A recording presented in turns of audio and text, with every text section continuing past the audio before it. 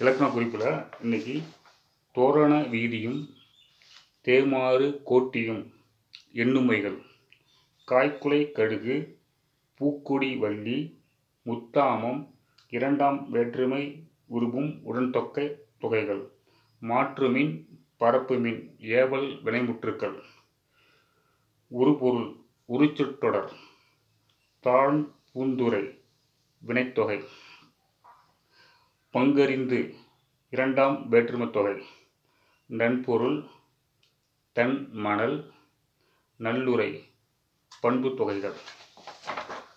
அடுத்தது